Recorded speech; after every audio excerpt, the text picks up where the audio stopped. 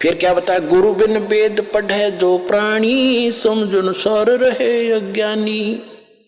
गुरु बिन काहु न पाया ज्ञाना, जो थूथा बूछड़े मूड किसाना।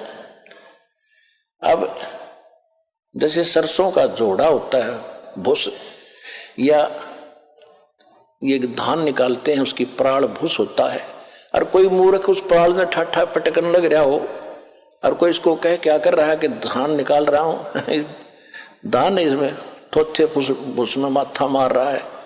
तो जब तक सतगुरु नहीं मिलेगा तो ये अन्य साधनाएं हैं, थोथा भूस कुटना, तो इससे कुछ लाभ नहीं होना, कितना प्रयत्न कर लो। वो तो धान गेहूं नो के नो धान हो, जब मारे क्या पटक पटक गरड़ गल पड़े ढेर लाग जाए थोड़ी देर में। तो वो सतगुरु आज ये दास है उस परमात्मा का भेजा इस कलयुग में, ये याद रख लियो। ये दास इसलिए बार बार रिवाइज कर रहा है कि अपनी महिमा हमने आप बतानी पड़ी। परमात्मा खुद आए थे, हम ही अलख अला हैं कुतुब गोस और पीर, गरीबदास खालिक दनी हवरा नाम कबीर। ए स्वामी सृष्टा में सृष्टि हमारे तीर, दास गरीब अधर बसों में अवगत सत कबीर। पर ना समझ में आई, जब स्वामी रामानंद जी को परमात्मा ऊपर ले गए, सारी स्थिति दिखाई, जब छोड़ा, जब मान गए कि दो ठोर है एक तू भया एक से दो, और गरीबदास हम कारणे आए हो जग मगदो। बोलत रामानंद जी सुनो कबीर करतार, गरीबदास सब रूप में तुम ही बोलनहार। जब भगवान बता रहे थे सबको, कोई नहीं माना, वो भी रामानंद ने इसलिए मारना पड़ा कि आंखों देख आया। तो पुण्यात्माओं, यहां भगवान ने अपनी महिमा बतानी पड़ी, इस दास ने भी अपना बतानी पड़ी कि मैं उस कबीर का दास हूं जो सारी सृष्टि का मालिक है, और वो ज्ञान और सतगुरु आज ये दास ही है। और जो सतलोक आसन बरवाला में आ जाएगा उसको यकीन भी पूरा हो जाएगा, फिर वो निडगमग हो सकता जो इंसान की, जब वो मोक्ष की या कुछ ज्ञान ग्रहण की इच्छा से आया होगा। जो आया होगा बकवादों की, तो वो तो बता ही दिया आपको। कहते हैं कोट वर्ष करो संगत संतों की, पत्थर का जल में क्या भीजे, चंदन बन में रंग ला दे एक बांस बिटम्बी ना सीजे।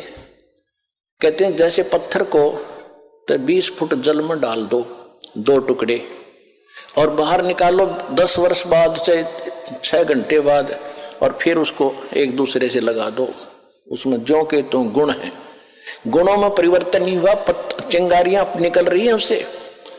और इसी प्रकार चंदन का जो पेड़ वृक्ष होता है, आसपास के सभी नीम को, जंडी को, पीपल को, जितने भी पेड़ होते हैं अपनी महक छोड़ छोड़ कर चंदन जैसी महक वाला बना देता है, बहुमूल्य बना देता है। लेकिन एक बांस होता, बांस जिसकी लाठी बने मच्छरदानी बने, इसका असर नहीं होता, चाहे उस चंदन के वृक्ष के साथ में उग जा, उसमें वो ग्रहण करने का गुण ही नहीं है।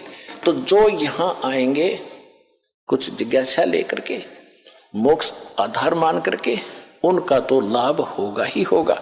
उनको तो समझ में आ ही जाएगा कि विश्व में आज कोई गुरु नहीं है, इस दास के अतिरिक्त सतगुरु भी नहीं है।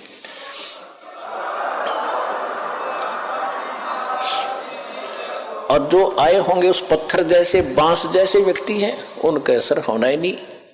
वो तो वही फिर कबाड़ में वे क्या करें, कि तो किले में चढ़े जाया करें, पत्थर और काम के आएंगे। तो इस प्रकार के जो व्यक्ति हैं जिनको इतना ज्ञान, इतना प्रमाण देखकर भी असर नहीं हो रहा कि ये सचमुच कोई बात अलग है, तो वो बताया है कि कोट वर्ष करो संगत संतन की, जैसे पत्थर का जल में क्या भीग गए, और चंदन बन में रंग ला दे एक बांस विटम्बी ना सींचे।